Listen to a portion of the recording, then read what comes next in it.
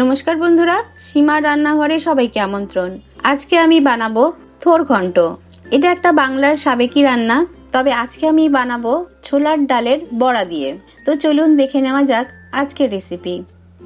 থোরের গায়ের খোসাগুলো প্রথমে যতটা সম্ভব খুলে বের করে দিতে হবে। তারপরে বটি বা চাকু দিয়ে থোরের গাটা চেঁচে নিতে হবে। এরপর এটাকে গোল গোল করে এরকম পাতলা পাতলা করে কেটে নিতে হবে। গরু যেরকম চিপসের আলু ভাজা হয় ওইভাবেই যতটা সম্ভব পাতলা করে এটাকে কাটতে হবে। আর কাটার সময় কিন্তু এই যে আঁশের মতো যেগুলো হাতের মধ্যে জড়াচ্ছি এগুলো কিন্তু অবশ্যই বের করে নিতে হবে। এই আঠা আঠা মতো লেগে থাকলে কিন্তু খাওয়ার সময় সুতোর মতো জিভে লাগবে, খেতে ভালো লাগবে না। তাই এই আঠার মতো জিনিসটা কিন্তু অবশ্যই হাতে জড়িয়ে বের করে দিতে হবে। এরপর এটাকে আলু ভাজার মতন সরু সরু করে যতটা সম্ভব ছোট করে কুচিয়ে নেব। থোর খাওয়া কিন্তু শরীরের পক্ষে ভীষণই ভালো, বিশেষ করে যাদের কনস্টিপেশন আছে বা আয়রনের ঘাটতি আছে তাদের কিন্তু থোর মাঝে মাঝে কিন্তু খাওয়া উচিত।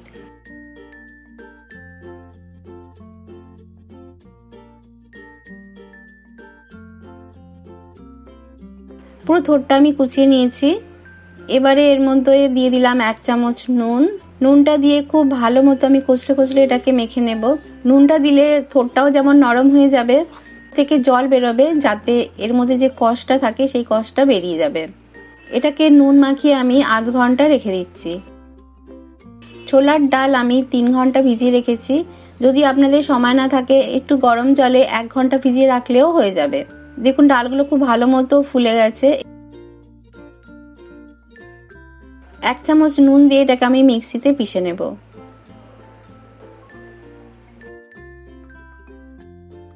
দেখুন ভালো মতো একটা পেস্ট আমরা পেয়ে গেছি।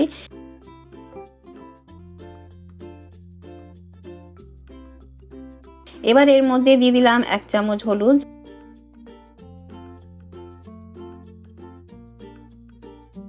ভালো মতো মেখে নিলাম। গ্যাসে একটা কড়া বসিয়ে দিয়ে দিলাম সরষের তেল। এবারে বড়াগুলোকে ছোট ছোট করে ভেজে নেব। খুব ভালো শেপ দিতে হবে না, কারণ এটা আমরা মোচার মধ্যে যখন এটা যাবে তখন এর কিন্তু শেপগুলো ভালো বোঝাই যাবে না। তাই ছোট ছোট করে জাস্ট তেলের মধ্যে ছেড়ে দিলেই হবে।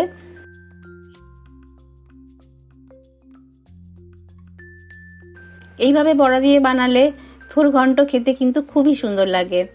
আমি এখানে ছোলার ডাল নিয়েছি, আপনারা মটর ডাল বা মুগ ডাল দিয়েও এটা করতে পারেন।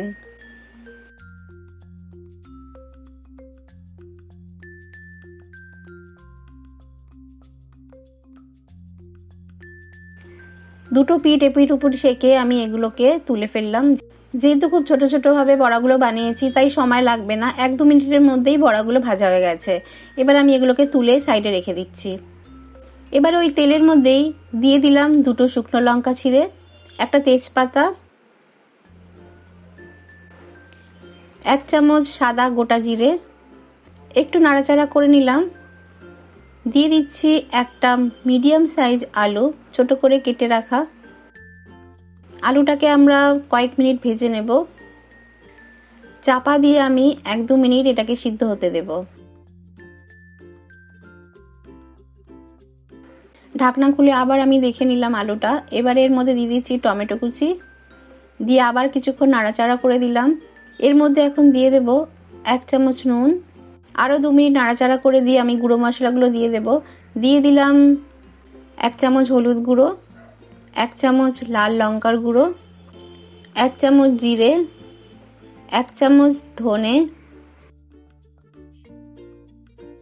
1 চামচ আদা বাটা।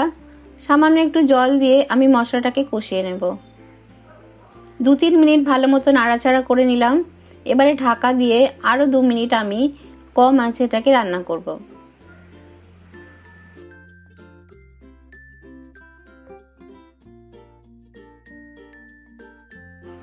খুব ভালো মতো মশলা আমার কষানো হয়ে গেছে।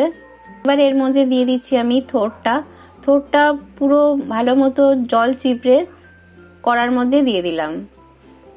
থোড়ের থেকে যে জল বেরিয়েছে সেই জলটা আমরা নেব না, কারণ এর মধ্যে একটা কষ ভাব থাকে, তাই জলটা নিংড়ে নিয়ে আমরা শুধু থোরটাই নিয়ে নিলাম। অল্প জল দিয়ে একটু নাড়াচাড়া করে নিয়ে আমি চাপা দিয়ে কয়েক মিনিট সিদ্ধ করব। 7 থেকে 8 মিনিট রান্না করব। থোরটা যদি খুব কচি হয় তাহলে এতেই সিদ্ধ হয়ে যাবে, আর যদি একটু সময় লাগে আপনারা দেখে নেবেন আলু আর থোর যেন খুব ভালো মতো সিদ্ধ হয়ে যায়, না হলে এরকমই চাপা দিয়ে আরও 5-6 মিনিট আমরা রান্না করব। দেখুন আলুটা একদমই সিদ্ধ হয়ে গেছে, থোরটাও আমাদের মোটামুটি সিদ্ধ হয়ে এসছে। এখন আমরা ভেজে রাখা বড়াগুলো দিয়ে দিলাম, থোরের সাথে ভালো করে মিশিয়ে দেব। আরও একটু গরম জল দিয়ে আমি একটা চাপা দিয়ে দেব। এখন আরও 4-5 মিনিট আমি রান্না করে নিলাম, একদম ভালো মতো সিদ্ধ হয়ে গেছে। আমাদের থোরঘন্ট একেবারেই রেডি। আমি এই পর্যায়ে দিয়ে দিলাম 1 চামচ ঘি, 1/2 চামচ গরম মশলা গুঁড়ো। এবারে সব কিছু খুব ভালো মতো মিশিয়ে দিয়ে আমি গ্যাসটা অফ করে দেব। ঢাকনা দিয়ে আমি 2 মিনিট স্ট্যান্ডিং টাইম রেখে পরিবেশন করে দেব।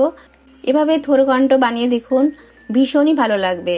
আপনাদের থোরঘন্ট কেমন হয়েছে আমাকে কমেন্ট করে জানাতে ভুলবেন না। সমস্ত বন্ধুদের আমার চ্যানেলটিকে সাবস্ক্রাইব করে আমার পরিবারের সদস্য হয়ে থাকার অনুরোধ রইল। তো আজকের মতো এই পর্যন্তই। খুব শিগগিরই দেখা হবে নতুন কোনো রেসিপির সাথে। ধন্যবাদ।